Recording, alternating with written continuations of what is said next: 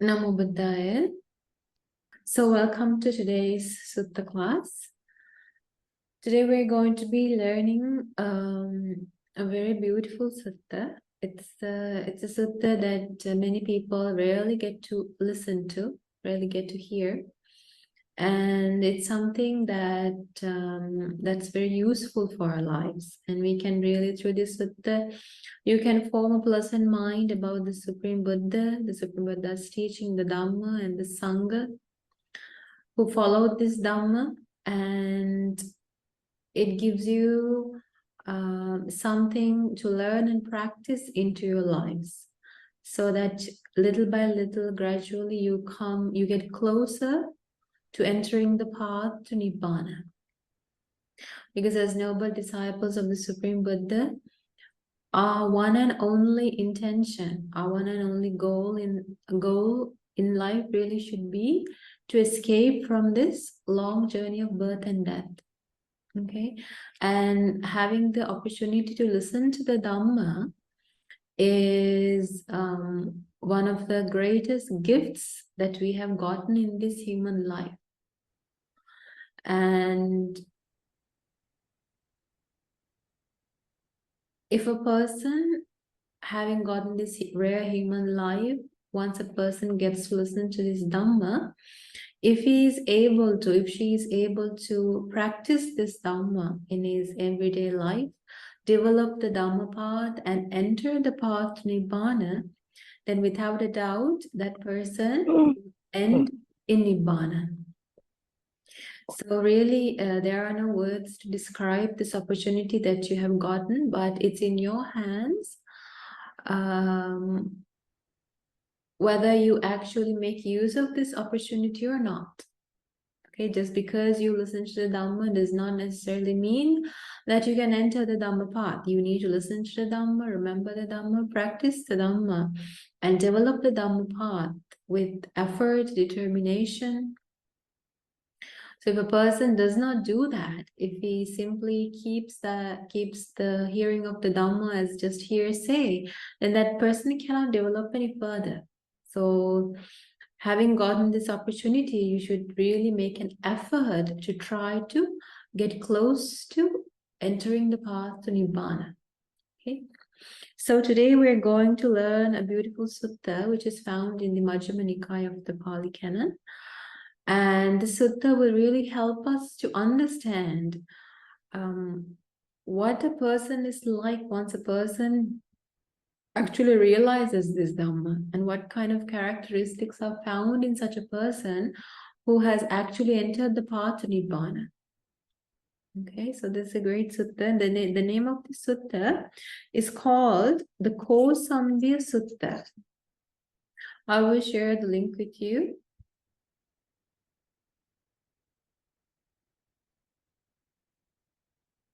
Okay, so the name of the sutta is Kosambiya Sutta. On this occasion, our great teacher, the Supreme Buddha, was living at Kosambi in Gosita's Park. So this Gosita's Park was offered to the Supreme Buddha. It's not just a normal park that we usually see in today.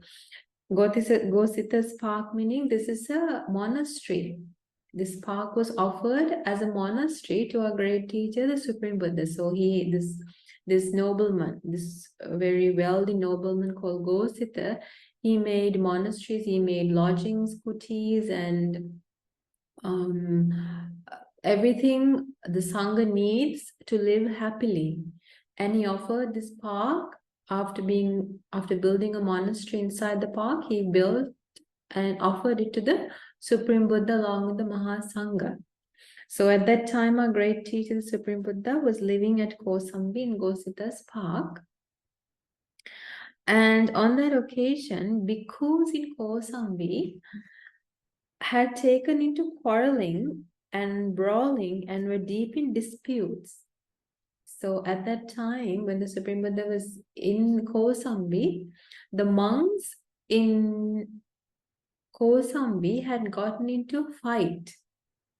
had gotten into a dispute, and in the commentaries it's explained what this quarrel was about, and that is there were two groups of monks. One group were specialized in Vinaya meaning the discipline, and one group specialized in Sutta study. So there were two different groups, and one monk, he made an offense. That means he made an offense, and without knowing that it's an offense, he made an offense. And the monks who were specialized in discipline, Vinaya, came across that offense, and somehow it became a dispute, and they started to quarrel with each other and accuse each other. And it turned into a big fight. Okay, so the reason, if you really want to know what the reason was, is one of the monks from the group that specializes in suttas, he went to the washroom, and inside the washroom there are water buckets, and he used the water, and he kept a little bit of water in the water bucket, and he came out of the washroom. And then one monk from the group that specializes in Vinaya, which is the discipline, he went inside the washroom and saw that that monk had left water inside one of the buckets.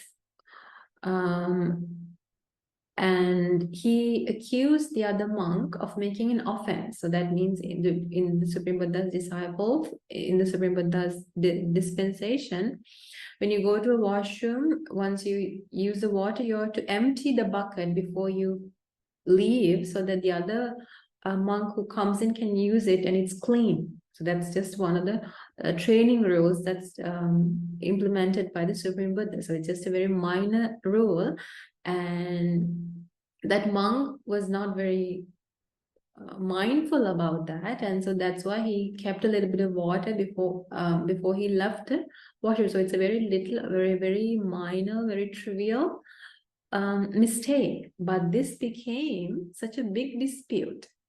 So you will see why at the end.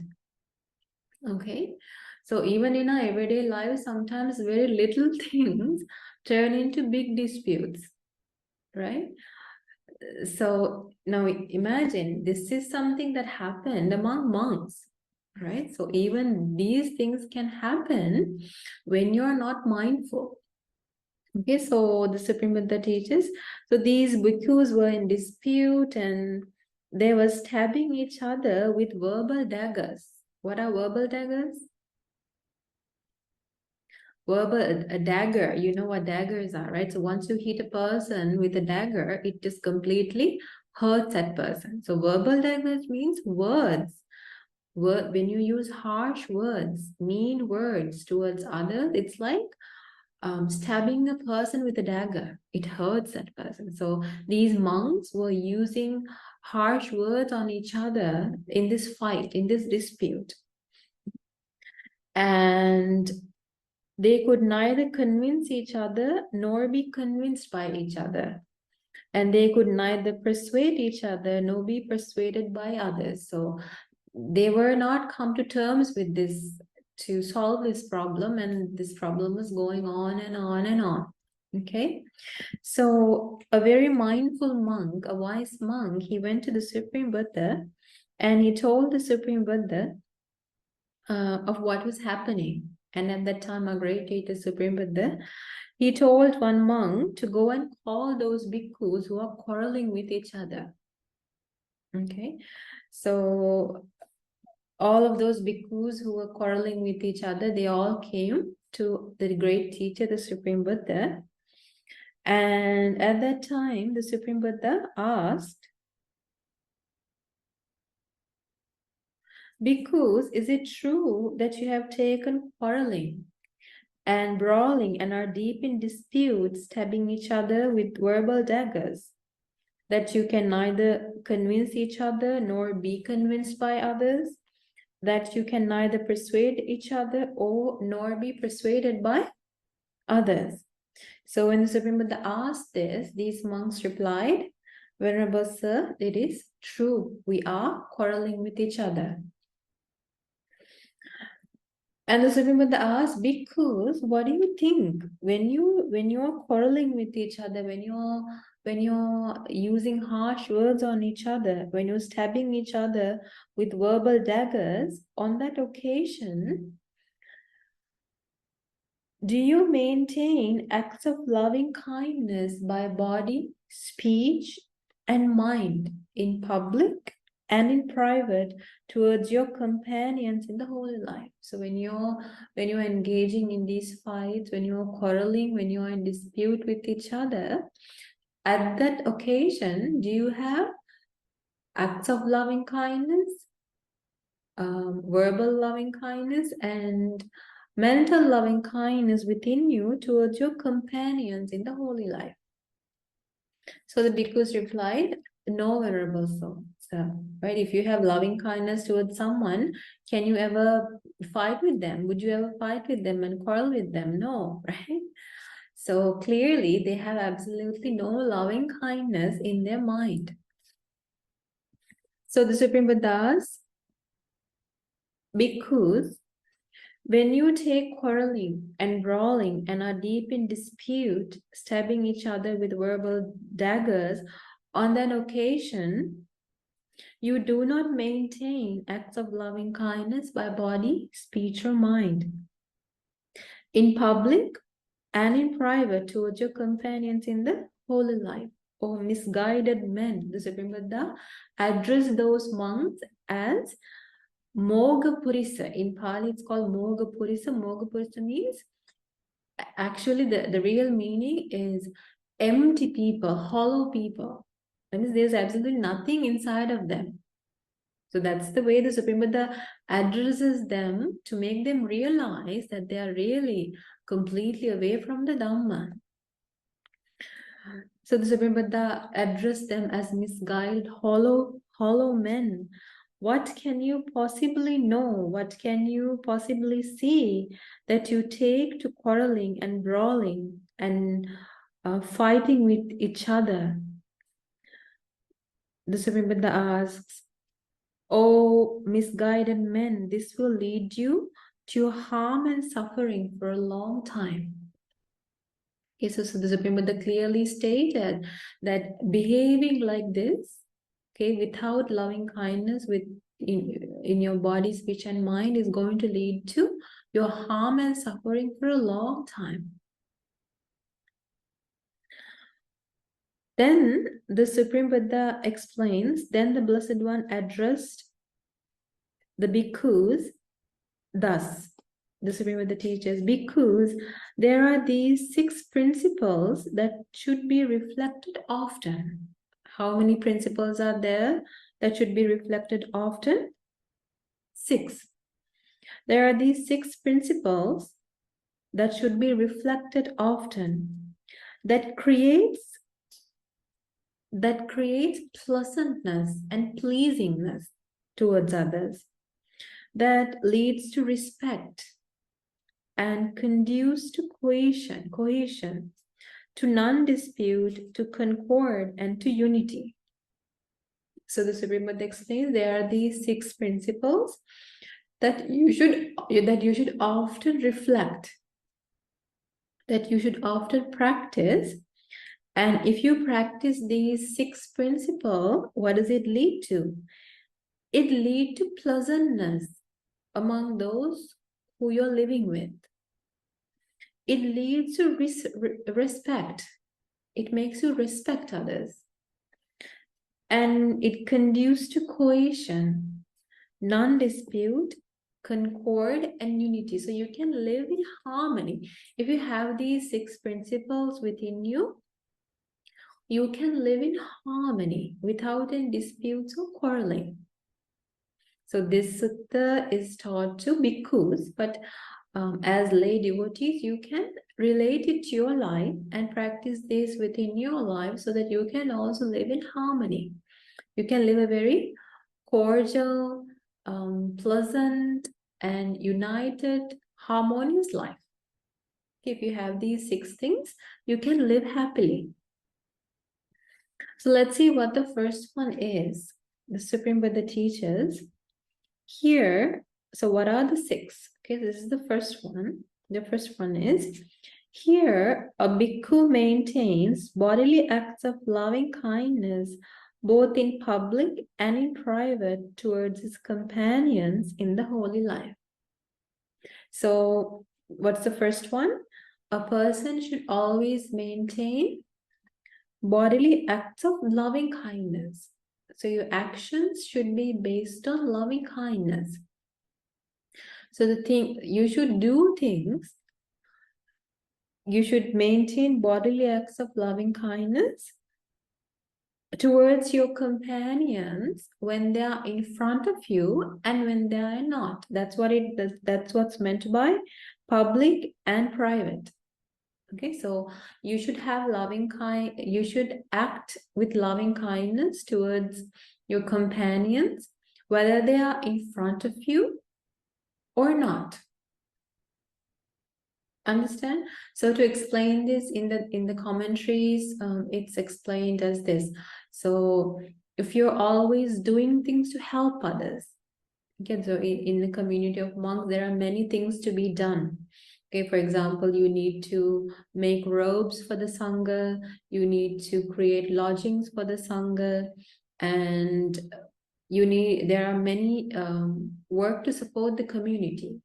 So you do all of those things with a mind of loving kindness, whether those monks are in front of you or not. Understand? So most of the time when someone is in front of you, it's you act with loving kindness. But sometimes when they are not around to be seen, you may not have those bodily actions that's filled with loving kindness.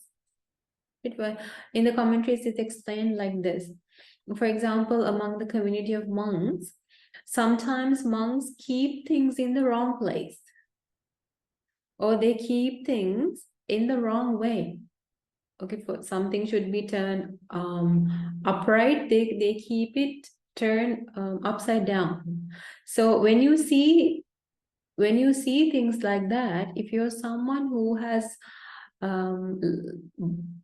has actions based on loving kindness, then it's said that you would go and without accusing those monks, without having an unpleasant mind about those monks, you would simply keep that thing at the right place, thinking,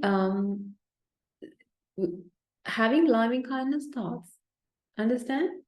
So even at home, right? I'm sure there are instances where people keep things in the wrong place, and then you look all around. So when you find that a person has kept something at the wrong place, what is the natural feeling you get? Do you feel loving kindness, or do you get angry quickly? When a person has kept something in the wrong place, when we see that, we get angry quickly, right? Why has that person kept this here, right? That is the normal way. But the Supreme Buddha teaches, if you want to develop the Dhamma path, one quality, if you want to live happily, if you want to live harmoniously, when you see such things, then whether that person who kept it is there or not, you should simply keep it in the right place without accusing that person, or without feeling angry. So that is called a bodily act of loving kindness. Do you understand? So the Supreme Buddha explains, when you do things, you should do all of those actions with a mind filled with loving kindness, whether that person is in front of you or not. For example, among the Sangha community, if you're someone who attends to one of your teachers, so you go and clean the teacher's room. When he's there, you do it. That is called acts of loving kindness in the presence of the person. But he leaves there for 2 weeks. Okay, so if he's, and then you know he's going to come back. So if you actually have loving kindness towards, if you have bodily actions based on loving kindness, then you would go to the room before he comes, you would go and clean it and make sure everything is prepared so that the teacher comes back, everything is nice and clean for him. So those are acts of loving kindness. Okay.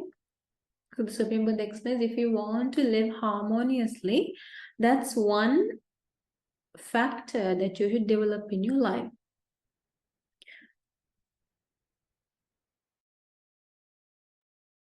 Then the second one is, the Supreme Buddha explains, again, a bhikkhu maintains verbal acts of loving kindness, both in public and in private, towards his companions in the holy life.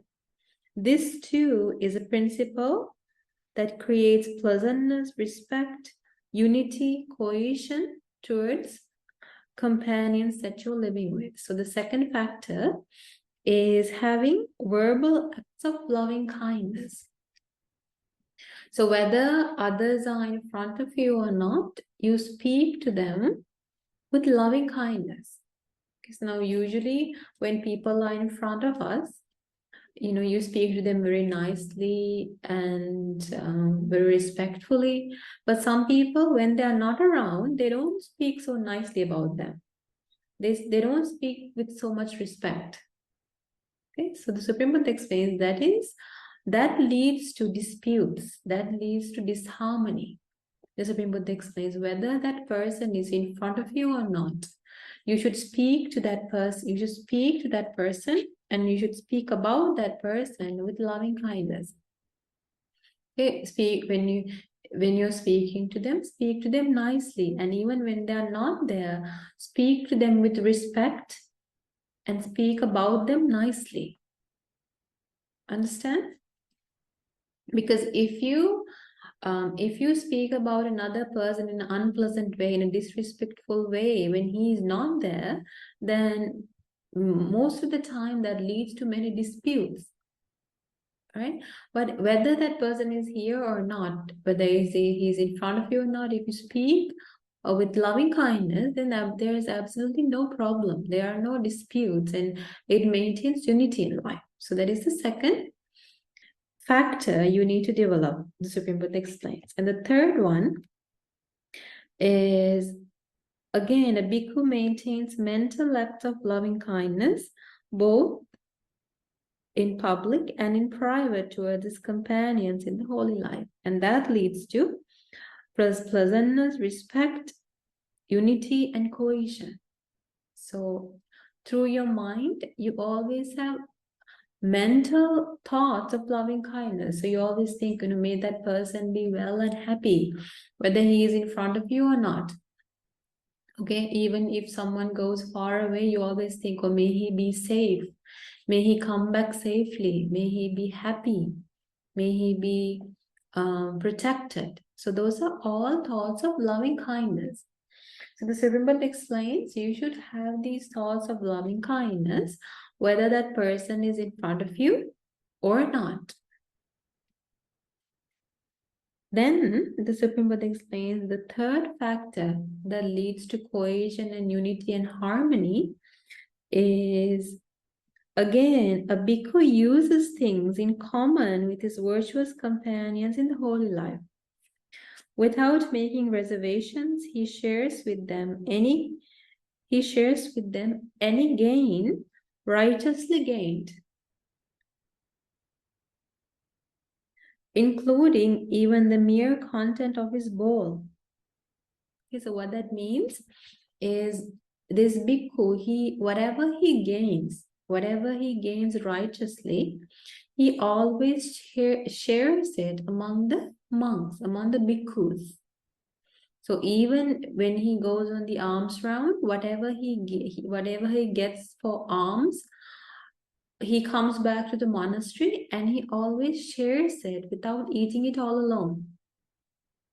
So sharing and giving is another factor that leads to cohesion and unity and harmony.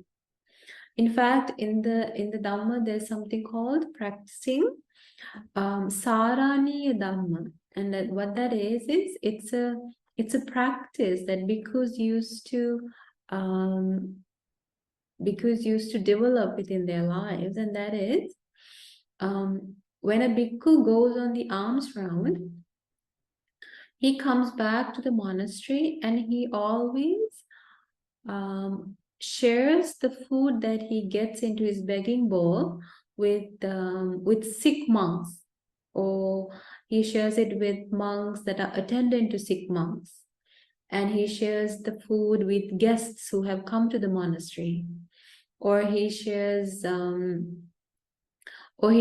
food with monks who are about to go on a trip,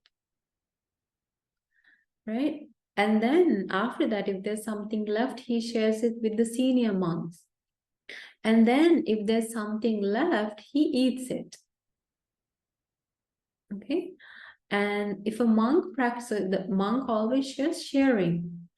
And it's said that a monk who's practicing this, he goes on the alms round and he gets alms, and he comes back to the monastery and he keeps his alms bowl on the table of the alms hall, and then he goes to bathe. Okay, and then other monks comes to the alms hall and sees that bowl filled with alms, and knowing that this is so and so's alms bowl, what they do is they take food from the alms bowl and they eat it. Why? Because they know that this monk always shares. So the monks come and they without any hesitancy, they take food from his alms bowl because he knows he always shares. So they eat and they leave, and then that monk who's practicing this good practice, when he comes back after his bath, he comes back to the alms hall and he sees that his alms bowl is empty. There is absolutely no food. All the monks have taken it. And if that moment, if he feels sorrow, or they haven't left anything for me, it's said that his practice is broken, that his practice that his practice of sharing is shattered if he feels that they have not left anything for me. However, if he comes back and when he realizes that his bowl is empty, if he feels happy, oh, out of trust, all of them have taken the food, then he has developed that practice. And if a person practices this practice for 12 years straight, then he is said to fulfill this practice of Saraniya Dhamma. And that monk gets many benefits by practicing this. It's said that such a monk who practices the Saraniya Dhamma, he never feels jealousy within his life. And he readily gets food and drinks and all the requisites that he needs because of the great practice that he has done. And even in times like times of famine, such bhikkhus, such monks easily find food as a result of that great practice. Okay, so if a person practices this good quality of sharing without ever keeping things for oneself, always sharing, even if he has a very little, he always shares with someone and always gives to others before consuming yourself. The Supreme Buddha explains that is the fourth quality that leads to cohesion, unity, and harmony. Right? Even in household environment, if you get something, if you get something as a gift, and if you don't share and if you eat it by yourself, how would the others feel? They wouldn't feel very good about you, right? So that is not going to lead to harmony and unity within the family environment, right? But if you're always sharing with others, even if you get something little, you share it among all the family members, then everybody is happy. Therefore, it leads to unity and harmony. So the Supreme Buddha explains even to monks, this is the case. Okay, so that is the fourth factor that a person should develop within his life. And the fifth factor is, Sri explains, again, a bhikkhu dwells both in public and in private, possessing in common with his companions in the holy life those virtues that are unbroken, untorn, unblotched, unmottled, liberating, commended by the wise. So what that means is, whether other monks are in front of you or not, you always make sure that you protect the precepts that you have observed. Understand? So if you are someone who are very virtuous, okay, whether others are in front of you or not, you make sure that you protect your precepts. Okay, when you protect precepts like that, then it creates a trustworthy environment, because everybody around you know that you're a very virtuous person. So that would never lead to doubt among yourself, right? And a person would never doubt that you're an unvirtuous person. Why? Because whether other monks are in front of you or not, you very well protect the precepts that you have observed. Right? For example, some precepts can be clearly seen by others if you break it. Right? If you steal, if you engage in sexual misconduct, that can be seen. Right? So some people, what they do is, when others are around you, they don't break precepts. But when they are alone, when others can see, they break precepts. So that leads to doubt. That makes another person doubt you. But if you're someone who protects precepts, whether others are around you or not, then that creates trustworthiness. That creates trust among the people who you're living with, right? So even if you take a family environment, if you know that your husband protects the 5 precepts, whether you're around or not, that creates trust between you two. So no matter where, so you can go anywhere without any doubt or without having second guesses, because you know your husband will never cheat on you. So that leads to unity and harmony within a family environment. So the reason that many families are shattering apart these days is because they are not virtuous. They are not virtuous, and therefore they don't have trust within. Therefore, family environments break down. Right? So the Supreme Buddha explains the fifth factor that you need to maintain unity and cohesion is protecting precepts, being virtuous, both in when others are around you and not. Okay, and then the sixth factor you need to develop in order to maintain pleasantness, respect, cohesion, non-dispute, and unity is, Supreme Buddha explains, again, a bhikkhu dwells both in public and in private, possessing in common with his companions in the holy life that view that is noble and emancipating, and leads one who practices in accordance with it to the complete destruction of suffering. What that means is having samma ditthi, having the right view. If a person has the right view, it leads to the complete destruction of suffering. Right view meaning having a certain understanding of the Four Noble Truths.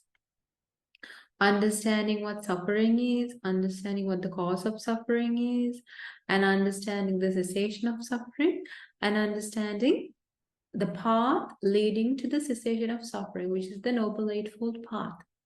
So if a person has this right view in life, okay, the Supreme Buddha explains that right view helps that person to maintain unity and harmony in life. Okay, so now do you remember the 6 factors that a person needs to develop in life to live harmoniously and with unity? The first one is, what's the first one?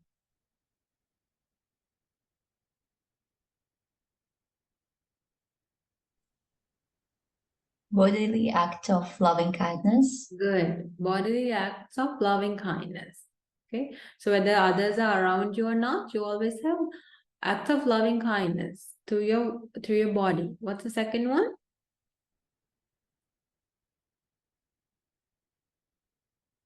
What's the second one? Now, if you don't remember this, how can you practice it? Verbal acts of loving kindness. Yes. The second one is verbal acts of loving kindness. So whether others are around you or not, you always speak good about them. You always speak to them nicely and harshly. I'm sorry, nicely and respectfully, without using harsh words. That's the second one. What's the third one?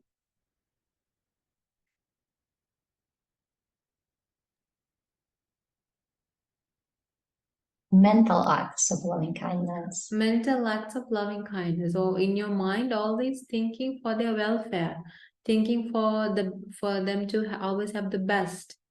Okay, may they be happy, may they live safely, may they be protected, whether they're around you or whether they're not. It's the third one. And what's the fourth one? Now, are the rest of you sleeping? You you'll see you'll see in the next section why I asked that. What's the fourth one? The fourth one is always sharing what, even if you get something little, you always share it among your companions that you're living with. It's the fourth one.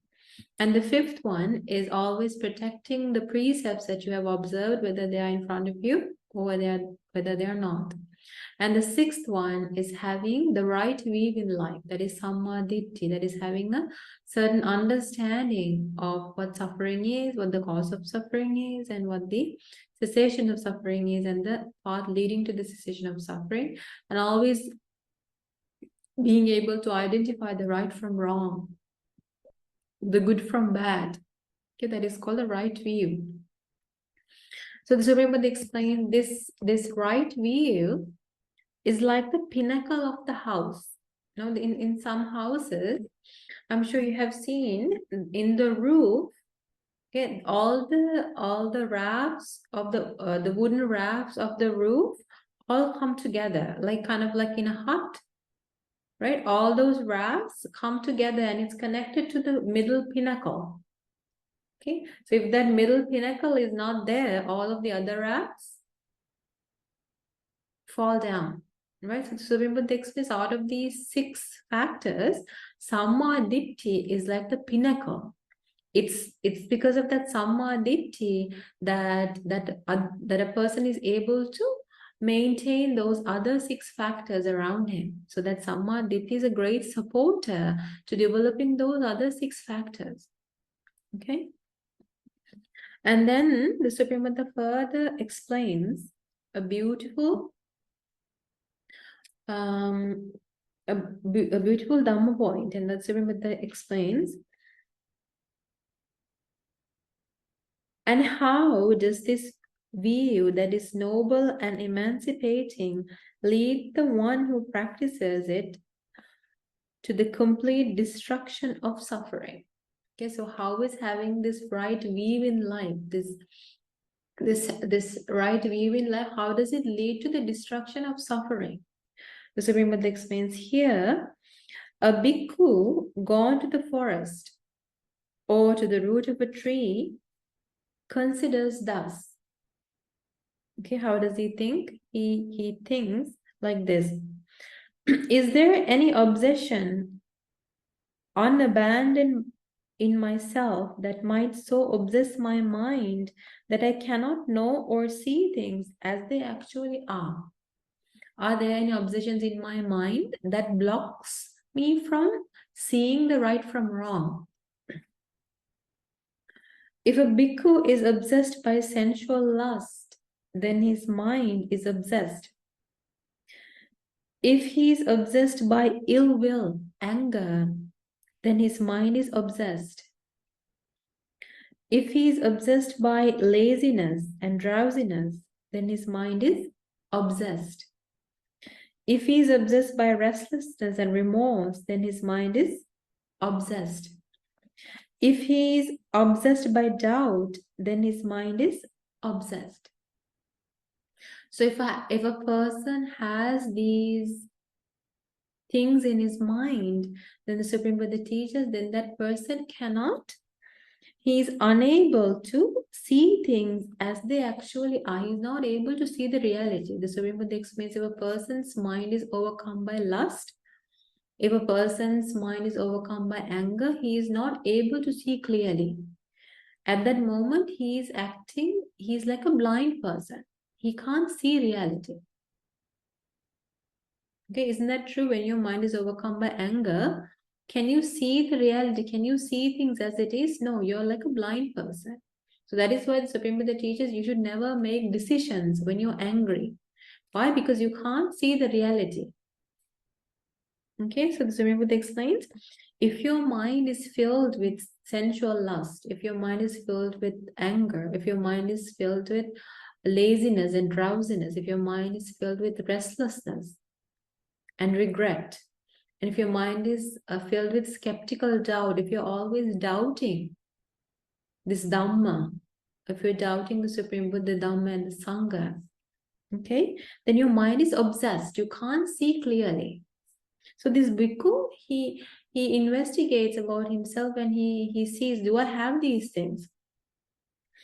Then the Supreme Buddha explains, if a bhikkhu is absorbed in speculation about this world, then his mind is obsessed. If a bhikkhu is absorbed in speculation about the other world, then his mind is obsessed. So if he doubts this world, and if he doubts about the afterworld, if he has doubts about those things, his mind is obsessed. He can't see clearly.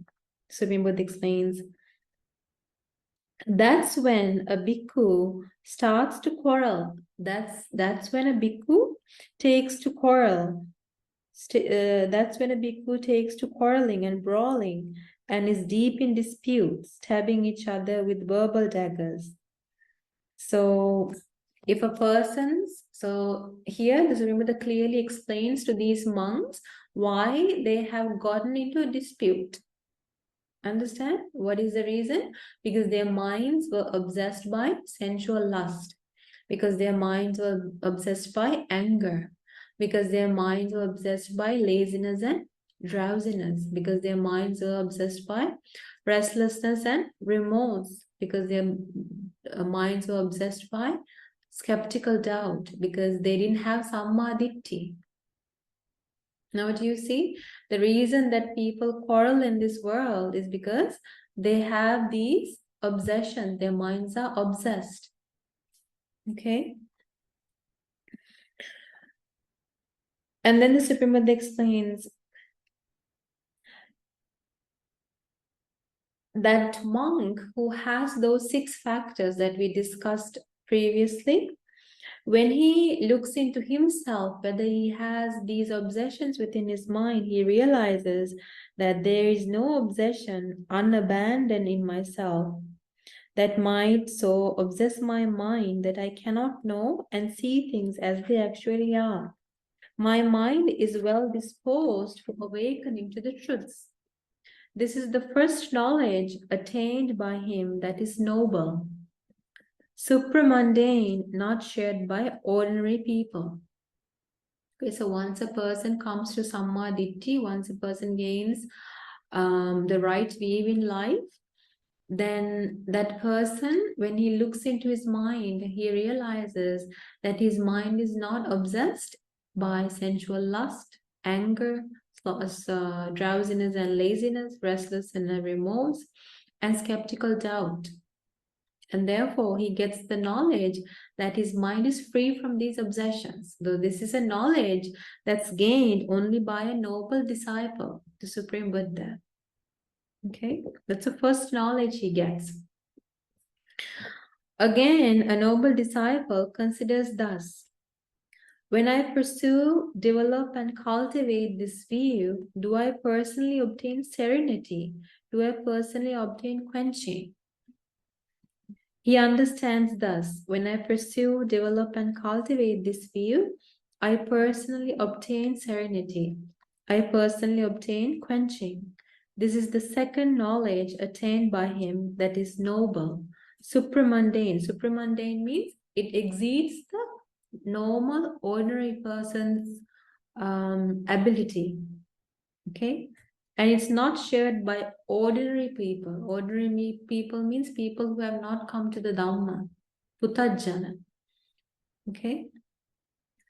So the Supreme Buddha explains that's the second knowledge he gains. That is, he realizes, he gets the knowledge that when I adopt this view, I personally obtain serenity in life. Okay, and I obtain quenching means very calm and very serene. His life becomes very calm and serene. He gets that knowledge that his life is like that. That's the second knowledge he gains. Again, a noble disciple considers thus: is there any other recluse or Brahmin outside the Buddha's dispensation possessing such a view that I possess?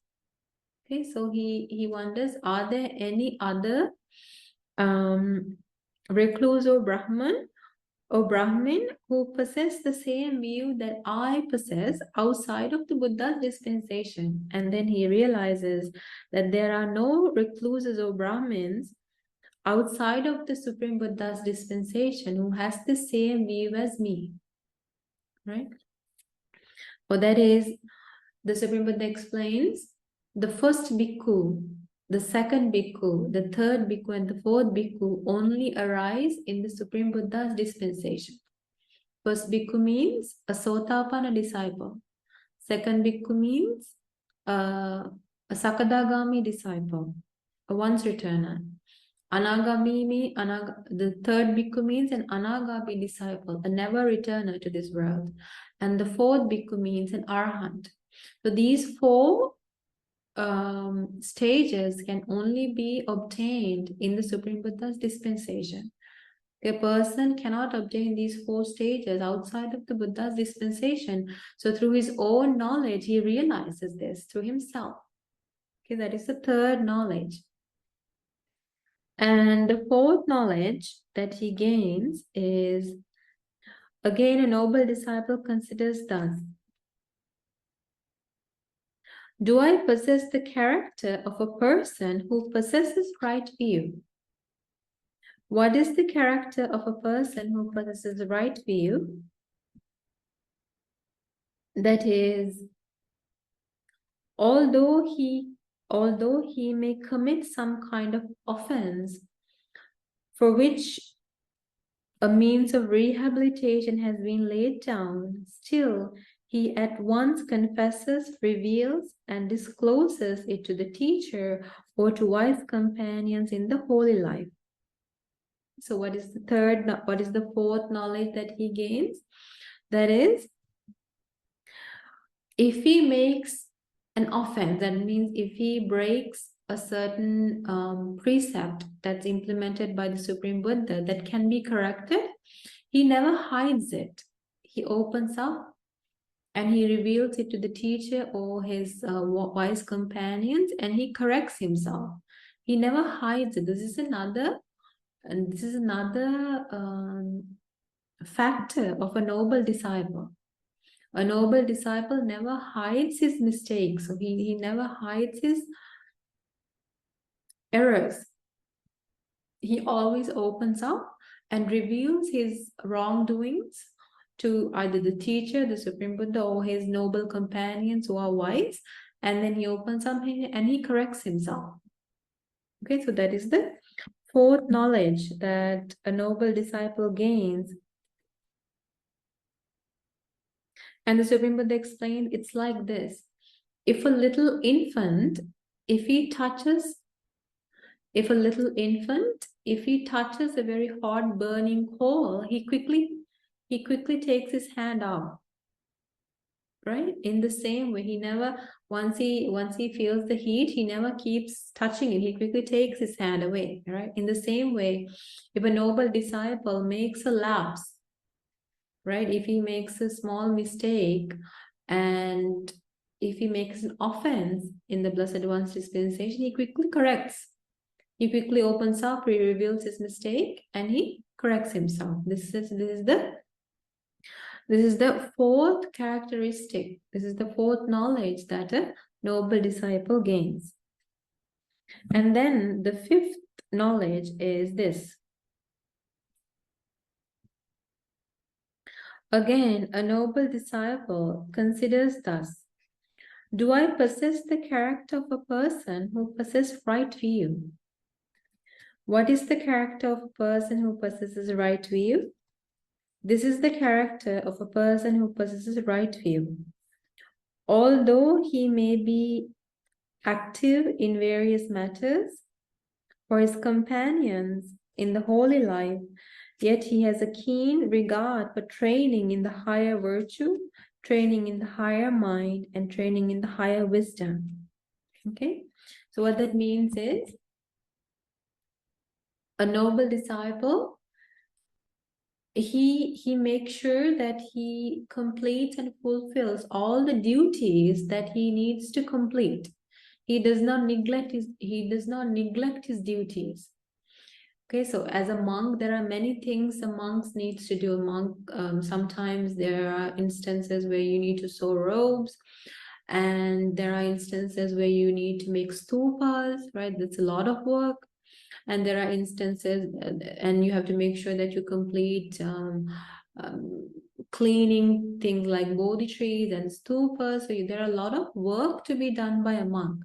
So a monk who's a noble disciple who has entered the path would never neglect and would never hesitate to do those work. He quickly is very active, and he looks into what needs to be done, what needs to be completed, and he does all the duties that he's responsible for. And while he's doing that, he doesn't just do work.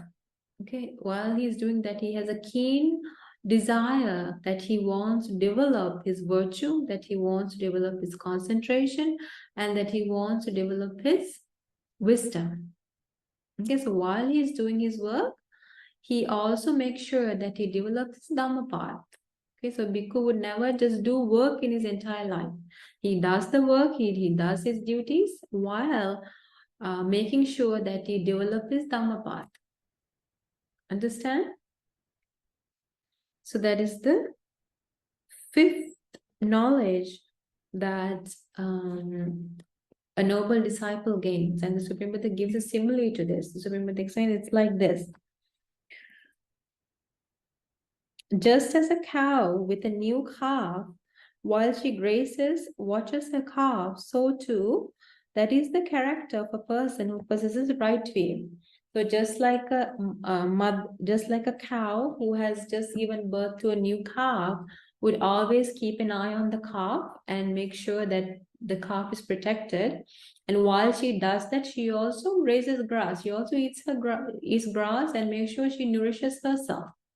So in the same way, a noble disciple who has gotten the right way in life, while he does all his duties and responsibilities, while he is doing that, he makes sure that he develops his Dhamma path inside, that he develops his virtue, that he develops his concentration. So he makes sure he takes time to meditate and practice mindfulness, and he makes sure he takes that he develops his wisdom. He has not, although he does his duties and responsibilities as a monk, he has not let go of that goal of developing Sila, Samadhi, and Prajna. Okay, that is it. That is the sixth knowledge that a noble disciple gains. And then the Supreme Buddha, that is the fifth one. And then the Supreme Buddha explains, he understands thus: I possess the character of a person who possesses a right view. So when he compares the character of a noble disciple, then he realized that he also has these characteristics. Okay, and then a noble disciple considers thus: do I possess the strength of a person who possesses right view? What is the strength of a person who possesses right view? This is the strength of a person who possesses right view. When the Dhamma and discipline proclaimed by the Tathagata is being taught, he learns it and gives it attention and engages it with all his mind and hears the Dhamma with eager ears. So another characteristic of a person who has come to the right view is when he is listening to the Dhamma, he listens to the Dhamma without any distractions. He listens to the Dhamma without ever feeling sleepy. Now that's why I asked you, are you sleeping? If you are a noble disciple of the Supreme, if you have come to the Samma Ditti, if you have entered the path to Nibbana, then the Supreme Buddha teaches, when you are listening to the Dhamma, you listen to the Dhamma like this. Atti Katta. Atti Katta means your entire mind is focused on the Dhamma. Your entire attention is focused on the Dhamma. Manasi Katta. Your entire mind is focused on the Dhamma. Atikatva, manasikatva, sabba chetaso samanvaharita. Your entire mind and heart is directed towards listening to the Dhamma. Ohitasoto Dhamma sunati. You listen to the Dhamma with your both ears completely directed and focused towards listening to the Dhamma. Okay, so if you listen to the Dhamma like that, you never feel sleepy. Because that is a characteristic of someone who has come to Samma Ditti. Okay, so if you're listening to the Dhamma lazily, if you're listening to the Dhamma with distractions, then you can realize that you have a lot of things you need to practice in order to enter the path to Nibbana.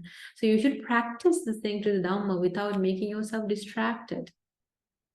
Okay, even if there's noise around, if your mind is completely focused on the Dhamma, then your ears, your mind would not go to those distractions. You can keep focus and concentrate. Okay, so that is the sixth, that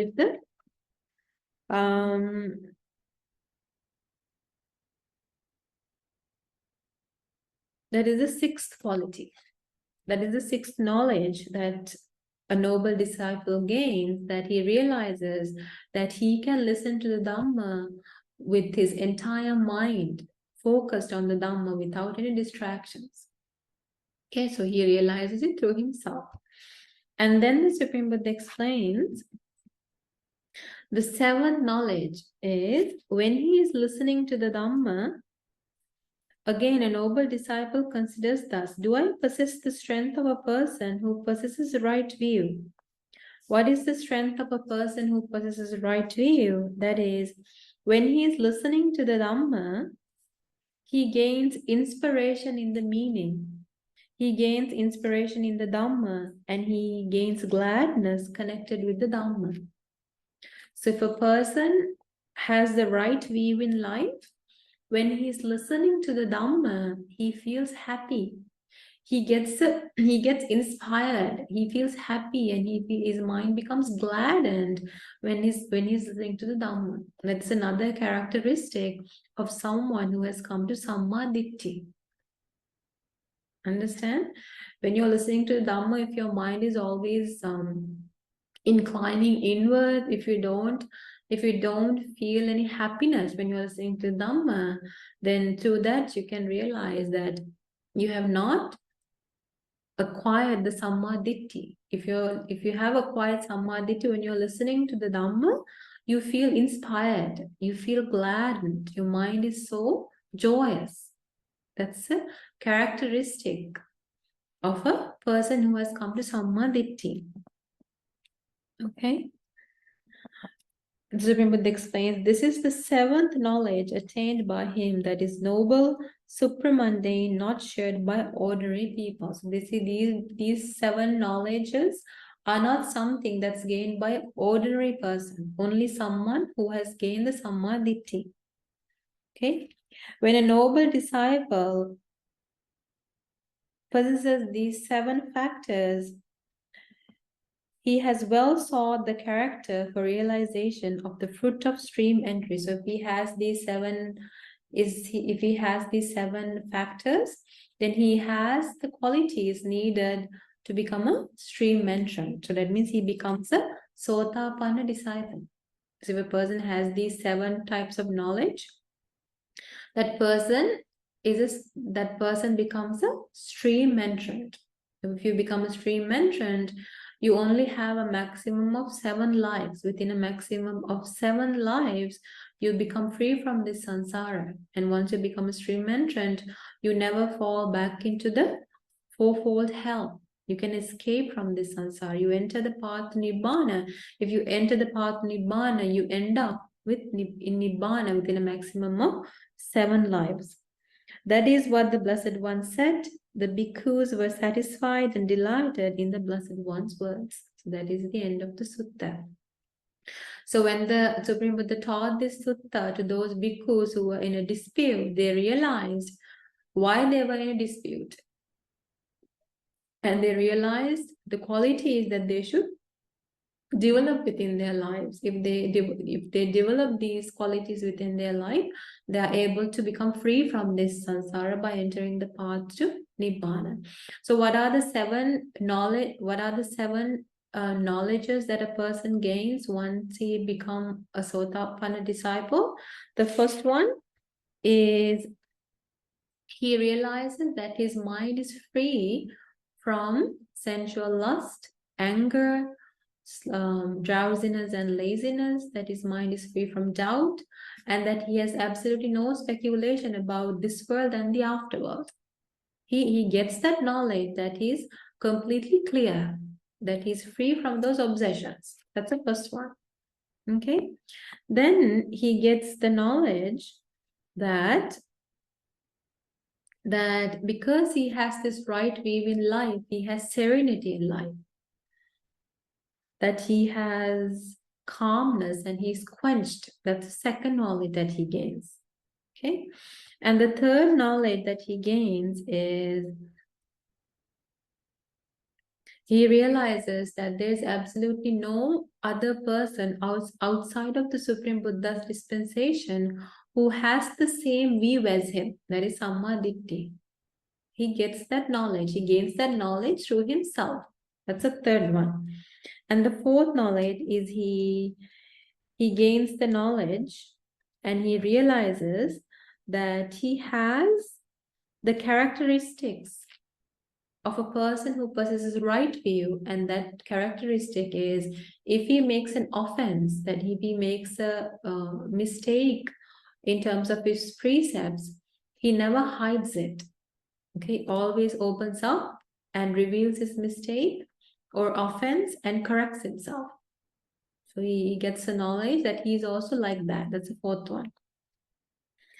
And the fifth one is he's very active. He gains the fifth knowledge that he has these characteristics of a person who has the right view, and that characteristic is that person is very active and he fulfills his duties and responsibilities as a monk. And while doing all of those responsibilities, he makes sure that he develops his Dhamma path. He makes sure that he develops his virtue, he develops his concentration, and he develops his wisdom. He does not neglect his Dhamma path while doing work. While doing work, he makes sure while fulfilling his duties to the Sangha, okay, he may hold great responsibilities and duties to the dispensation. But while he is doing that, he does not neglect the Dhamma path. He practices meditation, he practices mindfulness, he learns the Dhamma and engages in wise consideration and engages in insight meditation, and he develops his Dhamma path as well. So that is another characteristic of someone who has the right view in life. That is the fifth one. And the sixth is he realizes that he also has a strength that a person who has right view also possesses, and that is a person with right view always listens to the Dhamma without any distractions, with his entire mind focused on the Dhamma. He realizes that he is also like that. That is the sixth knowledge. And the seventh knowledge is a person who has come to Sammaditthi. When he listens to the Dhamma, he feels gladdened, he feels inspired, he feels happiness. And so he realizes that he also has that strength as well. And therefore he realizes that he has the six factors that's possessed by a Sotapanna disciple, which means he is also a stream entrant. Once a person becomes a stream entrant, within a maximum of 7 lives, he becomes free from this long journey of birth and death. He will never ever have to face any dispute, any quarreling, any suffering in this world. And he reaches Nibbana.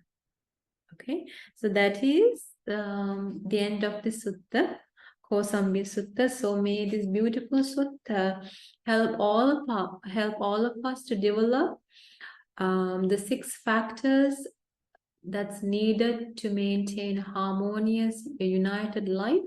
And may this sutta help us to develop the 7 factors and gain the 7 knowledges possessed by a noble disciple who has Sammaditthi.